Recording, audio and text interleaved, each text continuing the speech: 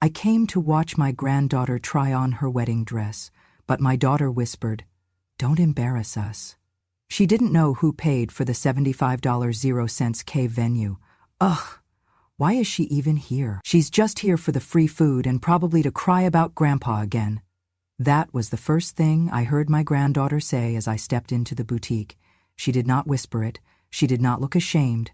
She was standing in front of a full-length mirror, draped in a gown that looked like it belonged in a fashion magazine, surrounded by her bridesmaids, each one perched like a delicate glass bird. She did not know I had heard her. Or maybe she did. Maybe she just did not care. I stood there for a moment with the garment bag in my hand, feeling older than I had ever felt before. Not because of the bones in my back or the ache in my knees, but because of the cold distance in a voice that used to call me Mimi and sneak butterscotch candies from my purse. "I am here," I said, "because this is your wedding, and I love you." My daughter Vanessa turned to face me, her lips tightened. "Oh, Mother," she sighed, "just don't make it a whole thing, okay?" I smiled. Or I tried to. "I brought something for Sophie. Just a little gift." Vanessa's eyes dropped to the garment bag. Her expression soured like spoiled milk. "You brought that?" I did. The boutique was quiet, cool, too bright.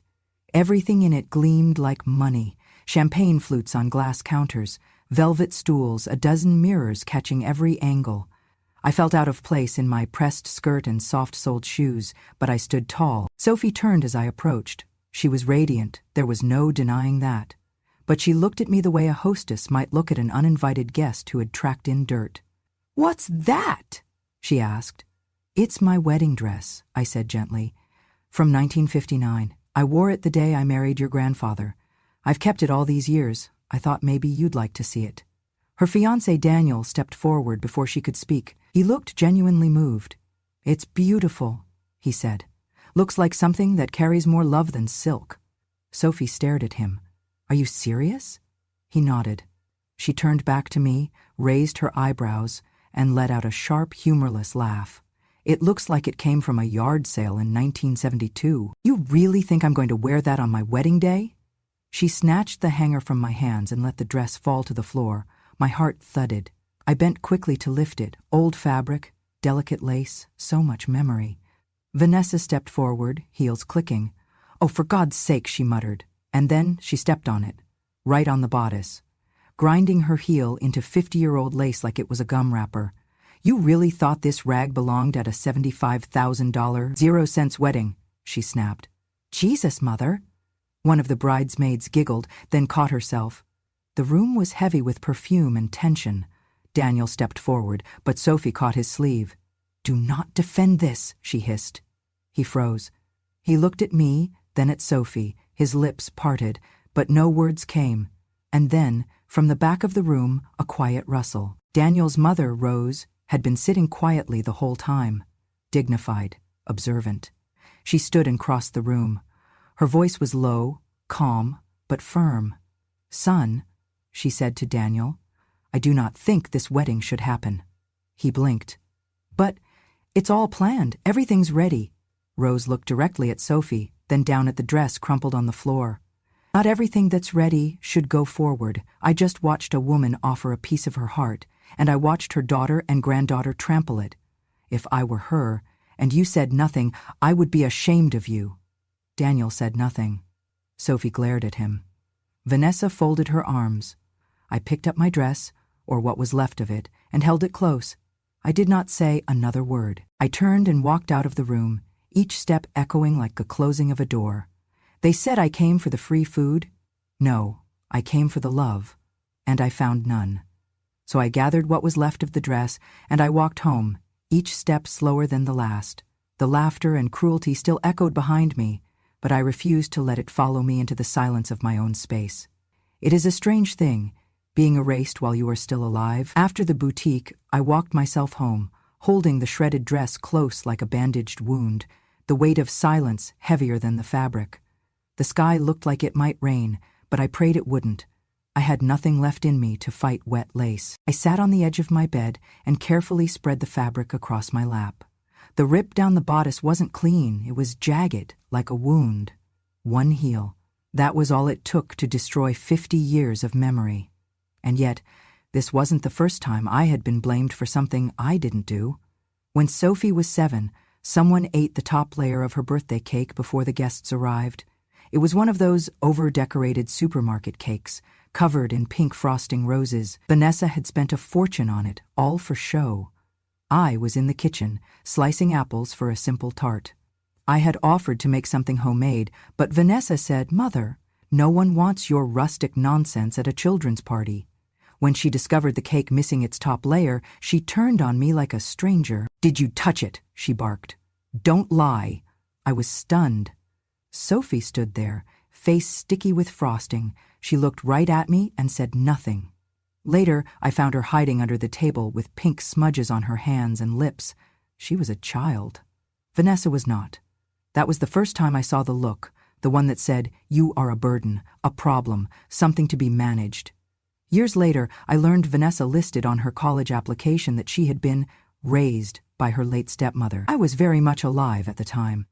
But she claimed it made for a stronger essay, a tragic angle, something the admissions boards liked. I was the one who paid for that application, not directly.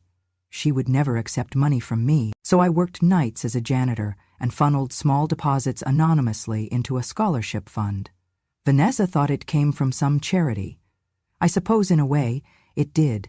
She graduated summa cum laude. Never thanked me. I did not ask her to. But when she moved to another state and sent Sophie to live with me for a few months, I thought perhaps that was her way of saying she needed me again. I cared for Sophie, through tantrums and tears, through lost teeth and stomach flu, through spelling bees and scraped knees. And still, she grew into someone who now called my wedding dress a rag. After the boutique, I received a call from Elena, the manager of the bridal shop. She had picked up the shredded gown from the floor after I left. Her voice was soft, apologetic, warm. "I think we can restore most of it," she said, "if you'd let me try." I hesitated. Then I recognized her last name. "Elena Grayson?" I asked. "Yes." "Diana's girl," she gasped. "You remember my mother." "I do. She was my best friend." Diana and I had met in 1968 at a community bake sale. We were both young mothers, both tired, both clinging to hope with fingernails and prayer. She was the one who taught me how to stretch $1 without letting it break your back. I was the one who stayed with her the night her husband left. I helped her raise Elena when times got tough, bought groceries when her paycheck bounced, sewed her daughter's school dress the year they nearly lost their home. I had not seen Elena since she was 16, and now here she was offering to rescue what my own daughter and granddaughter had thrown away. "Come in tomorrow," she said. "There's something I want to give you." The next day, I returned. Elena led me to a quiet room in the back. My dress lay there on a mannequin, cleaned and stitched with expert care. A miracle. But beside it sat a small wooden box. "These were given to me by my mother," she said. "She made me promise to give them to you if ever the time was right." I opened it. Inside were 2 envelopes. The first was addressed in the handwriting I knew better than my own heart. "Thomas." I opened it with trembling hands. "Marian, my love, I never told you this, not because I didn't want to, but because I feared it would hurt you. I have always felt guilty that I couldn't give you the wedding you deserved. The dress you wore, we had to return the next day. The cake, you made it yourself.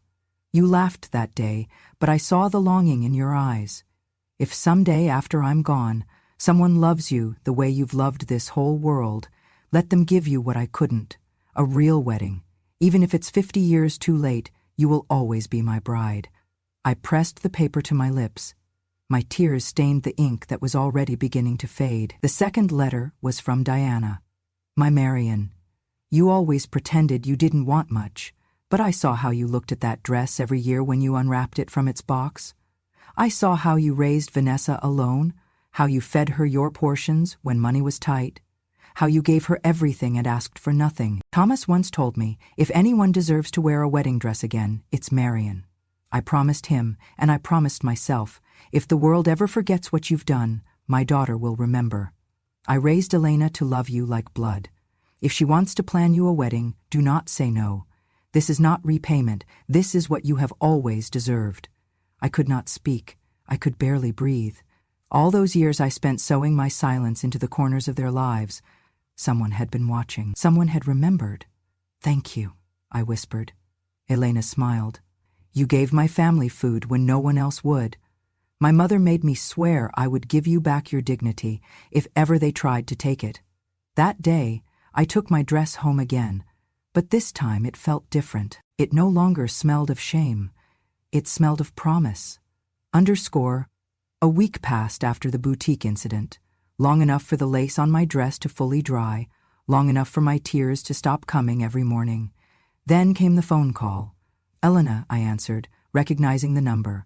Her voice was tight, urgent. "We need to talk, in person."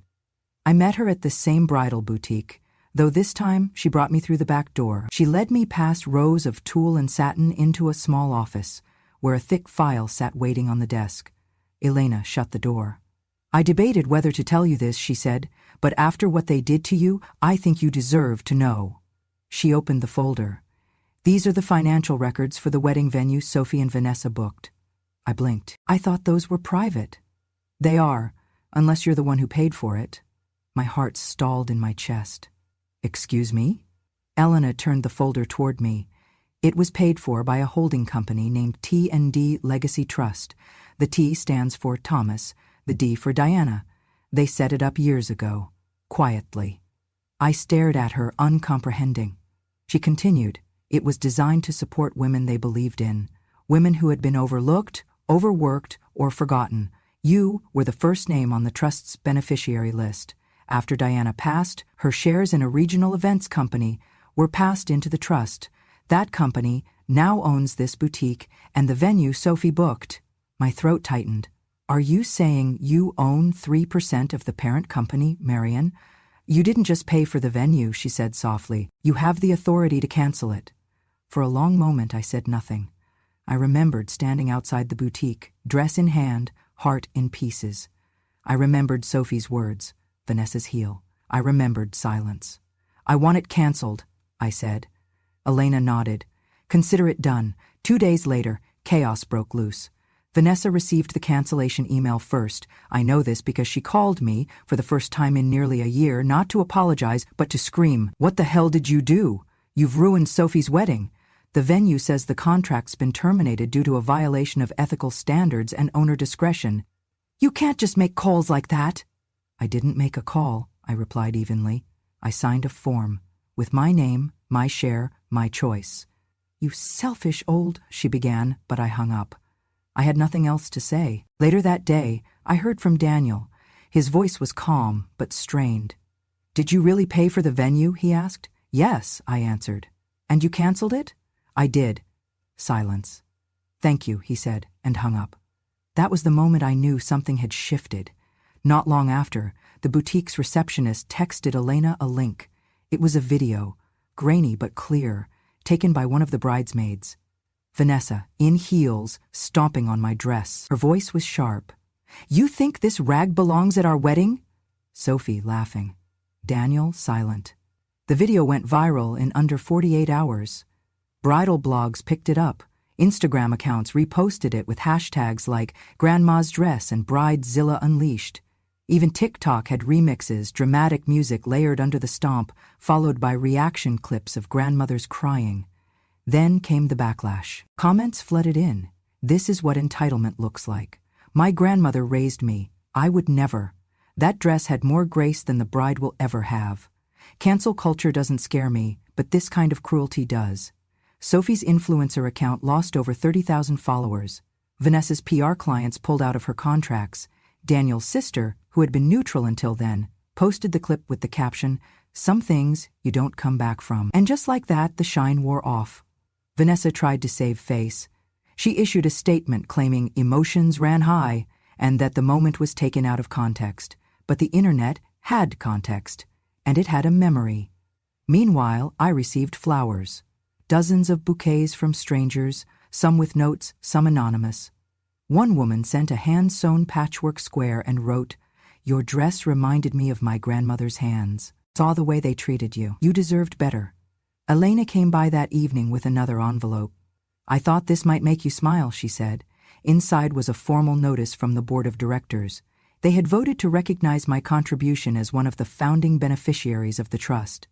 An invitation was enclosed to attend a private ceremony recognizing silent women whose sacrifices built louder legacies. For the first time in a long time, I felt seen, not just pitied, seen. And as for Sophie, she posted one more photo on her account, a black and white filter over her face, captioned with a single word, regret. But I do not think she meant it for me. I think she meant it for the wedding she would never have, because I had canceled the venue. But she had burned the bridge. The invitation was gone, the venue was canceled, the sponsors withdrew, but Sophie still believed, somehow, that the wedding would go on. That is how I knew she had never really understood love. She thought it was something you could buy back, with apologies posted online or rewritten captions. Then the letter came, not from me, from Daniel. Elena forwarded me a copy. I had not asked for it, but I read it more than once. Sophie, I once told you I admired how much you resembled your grandmother. The way you remembered birthdays, the way you talked to waiters, the way you said thank you when someone held a door. But now I wonder if that resemblance was ever real. I watched you step on her wedding dress. I watched you laugh. I watched you silence me when I tried to speak, and I realized, if this is how you treat the woman who raised your mother, how will you treat my mother? I want children one day. I want a daughter who grows up knowing how to cherish the people who shaped her. I cannot give that to her if she learns cruelty from you. I'm sorry. I can't marry someone who mistakes dignity for weakness. I'm returning the ring. Please return your heart to whoever taught you how to use it this way. Daniel. Elena said Sophie didn't cry at first. She screamed, smashed her phone against the edge of a dresser, locked herself in a bathroom and accused her bridesmaids of abandoning her, even though they were just standing outside, stunned, unsure how to help. And then she said the words that I had waited 40 years to hear. Not for revenge, but for reckoning. It's all Mom's fault. She poisoned me. She made me think Grandma was pathetic. She's the reason I just lost everything. Vanessa didn't argue. She just sat in the corner, scrolling through her phone, watching the emails roll in. Termination notices, lost contracts, public relations clients dropping her like a sinking anchor. Someone had compiled a timeline of entitlement, a viral thread that tracked her past statements about being self-made, juxtaposed with video evidence of her stomping on the very woman who financed her success. Vanessa tried to clap back, but the internet had teeth now. They called her PR poison. One journalist dubbed Sophie Florida's frostiest bride, but I said nothing. I did not post. I did not respond. I just mailed a manila envelope to each of them.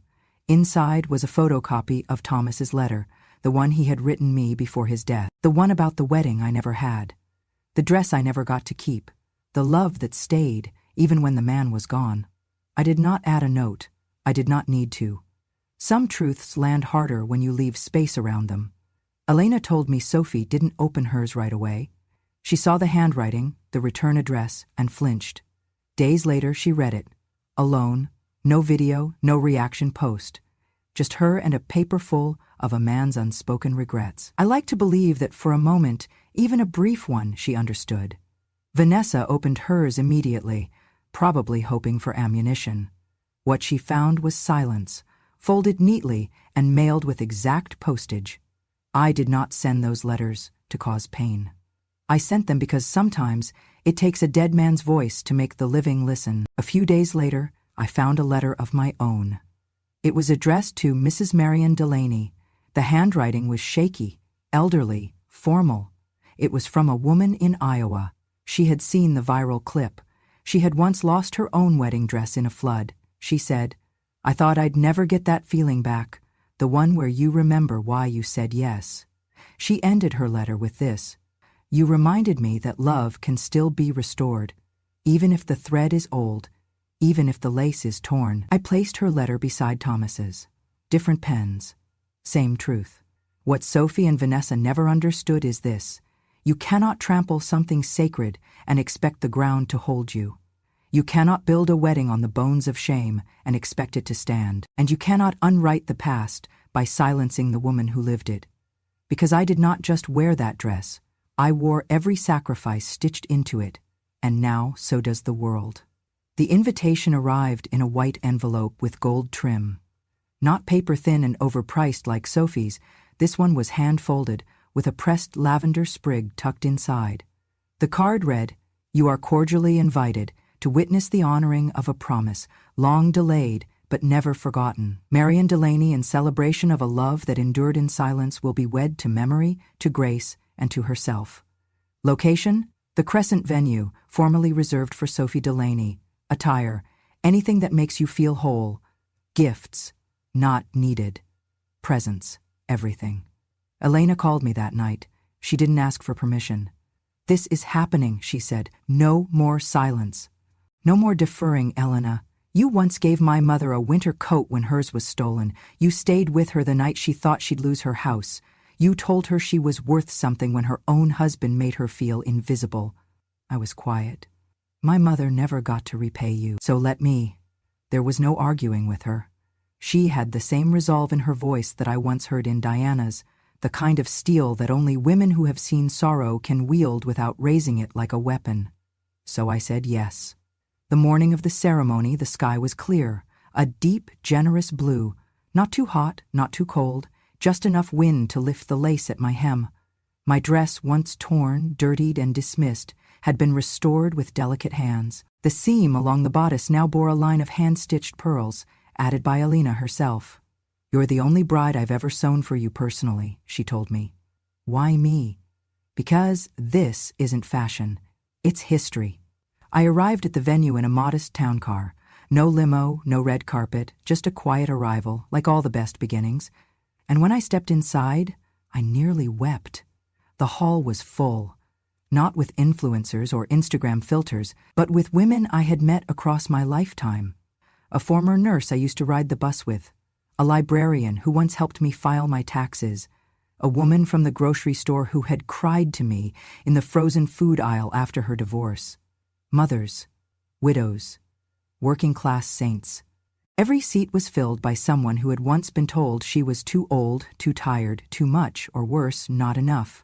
And every single one of them stood when I walked in. I did not expect applause, but they gave it to me anyway. Not because I was special, but because I had survived. At the front of the aisle, Elena stood holding a small book. Not a Bible, not a vow book. It was a journal. My husband's. She had found it tucked into the same safety deposit box as the letters. "Thomas left you one more thing," she whispered.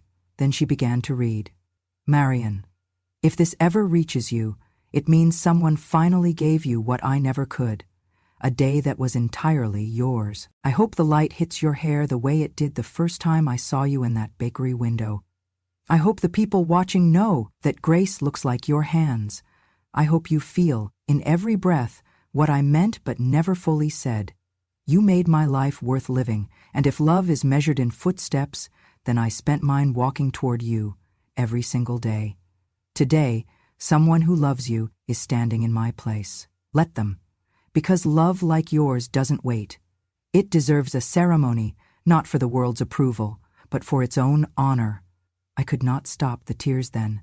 Not when Elena looked up and said, "Today I stand here on behalf of two people who loved you more than anything, my mother and your Thomas." She extended her hand. "And today I fulfill their promise. I give you your wedding." There was no groom. There didn't need to be. The music played. A soft piano melody I recognized as the song Thomas used to hum while making breakfast, and I walked down the aisle, alone, but not empty. At the altar, I didn't say vows. Instead, I closed my eyes and whispered, "I kept the dress. I kept the faith. I kept going." The room erupted into applause again, not because I had done anything grand, but because I had endured. Because I had worn love like a second skin, even when it frayed. That day I became a bride again, not to a man, but to every part of me that had once been told to sit quietly, to smile gently, to ask for nothing. That day I said yes, to memory, to honor, to a story rewritten in full light. And this time, no one stepped on the dress. ___. The morning sunlight came in cold through the windows, but inside the venue the air felt incandescent. My wedding, not a wedding to someone but to memory, to grace, proceeded under golden lights, soft music, the scent of white roses. It was simple, honest, and beautiful. I brushed a fingertip against the edge of my restored dress. Every pearl, every stitch, was a testament to Saturdays spent sewing by lamplight. To sorrow surpassed, to love is remembered. I did not see Vanessa enter. It was only when I heard the guard clear his throat that I realized someone stood at the back, framed by the doorway, clutching a soggy bouquet and more regret than I've ever seen in one pleading look. Vanessa. Her face was pale as linen. Her mascara had run, but not enough to hide the fire in her eyes. She stepped forward, breath short, voice trembling. "Mom," she said. Her voice cracked the hush that had settled across the guests. The old women in the front row sat frozen, as if half expecting something else entirely. The guard cleared his throat again. I watched him hold up the guest list laminated on a badge. Rows of names, credentials, a black line drawn under Marion Delaney and all associated guests. He spoke plainly. "I'm sorry," he said. "This event is strictly for those listed. There is no entry for anyone who has enacted harm upon the guest of honor, especially when they did so by trampling her wedding dress on public video." The room held its breath. Vanessa's lips quivered. I made no movement. I did not look at her. I only stood still. When a mother of the bride is barred from entering, especially her own daughter, the world hushes and waits. Vanessa looked down at the guard's face, then back at me. Her knees shook. I want to explain," she stammered. I didn't." The guard shook his head and stepped aside. There was no aggression, only procedural finality in his posture. "No, Ms. Vanessa Delaney," he said softly. "The doors do not open for you today." At that, something in Vanessa broke. Her shoulders fell, her head bowed. She dropped the flowers, white lilies, now sitting on the marble floor at the entrance, fragile and dejected as she was. She looked at me one last time. There was sorrow there, and despair, but no entreaty. Instead, I'd have sworn I saw a new kind of understanding in her eyes, not forgiveness, not blame, but the staggering reach of what she had done. The security guard gently guided her out. She didn't resist. Her knees were so weak she had to be escorted to a chair in the lobby, slumped low, hands covering her face. I didn't move until I heard the door click closed again. Then I turned back down the aisle. The flowers nodded in the hush of the room. An older woman, one of the ladies I had once helped carry groceries, patted the seat beside her. "You were too kind," she whispered. "But today you learned you should never be walked over." Tears chased down my cheeks, but they weren't of sorrow. They were relieved. Because sometimes grace is not silent endurance. Sometimes grace is watching the one who hurt you most stand outside and be turned away. No one asked what had happened to Vanessa afterward. No media crews circled her. No tears were streamed live. She vanished behind the doors. But on the way home I received a text from Daniel. "She's gone, and I wish her peace, and you have mine." That was enough. I returned to the chair at the front of the room. The guests rose and sang, not a hymn but a ballad I knew from my youth, "Bless the Broken Road." I joined in softly. Every long-lost dream led me to where you are. Every path I took led me to you, because that day, after decades of quiet, after every doubt, every torn seam and unspoken regret, the path brought me home. No groom stood beside me, but I stood with everyone made whole by kindness withheld from cruelty. And in that moment, that wedding, the one I thought lost to memory, was finally mine to keep. They called me Florida's honorary bride. They called her the granddaughter who stomped a wedding dress. It was a headline I never wished on anyone. But sometimes, the story writes itself. After the ceremony, the local news ran a feature called "The Wedding That Waited 63 Years." They aired photos of me walking down the aisle alone, describing the quiet dignity of a celebration built not on opulence, but on gratitude. They highlighted Elena's efforts, Thomas's letters, and the legacy of the dress that had survived shame, memory, and fire. I did not know Sophie had seen it until the screaming. Not from her, from others. At first it was just whispers near the buffet table. "There's a woman near the doors, looks agitated. She's not on the list. She's holding something in her purse. I think it's wine." Then I heard the voice, familiar, venomous, hoarse with fury. You think you won, old hag? You think this is justice? The doors burst open, and there she was. Sophie, hair wild, eyes burning, lipstick smudged, and in her right hand a dark glass bottle. Guests gasped. Someone dropped a plate. She stormed down the aisle like it owed her something. You all want to see how sacred this symbol of love really is? She screamed, holding up the wine. I'll show you what this filthy old rag means. She raised the bottle. Time stopped. I did not flinch, but someone else moved faster. Elena. She intercepted Sophie mid-lunge. Her arm caught Sophie's wrist just as she began to swing. The bottle slipped, thudding harmlessly onto the carpet, cork still intact. But Sophie was not done. She reached into her sleeve, and out came a small, curved blade. A steak knife. She lunged again, this time toward me. You want to marry your past? Fine. I'll slice it open so you bleed truth all over your lies. 2 security guards leapt from the side doors. They tackled her before she reached the stage. Gasps, screams, the scuffle of heels and chairs. Sophie's dress tore as she fell. The knife skidded across the floor. I stood completely still, not because I was brave, because I was done flinching for people who never once flinched for me.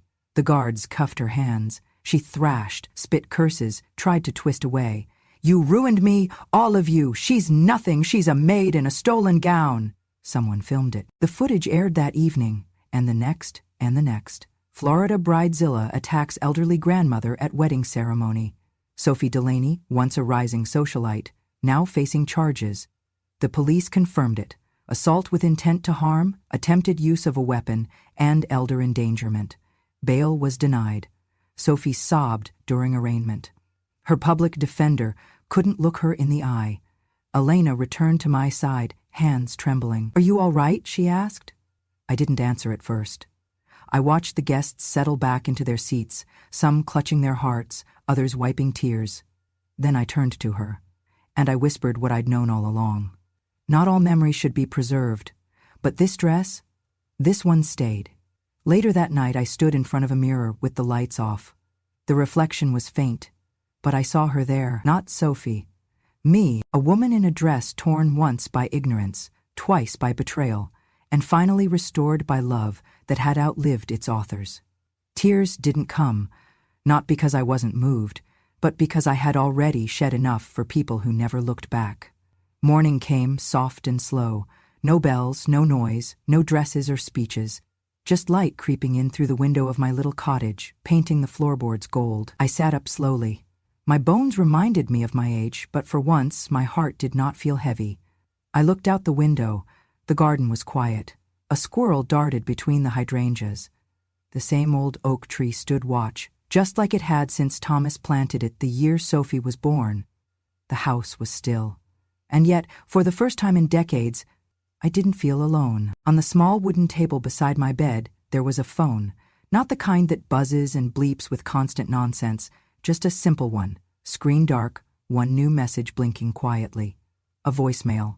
Unopened, unexpectedly.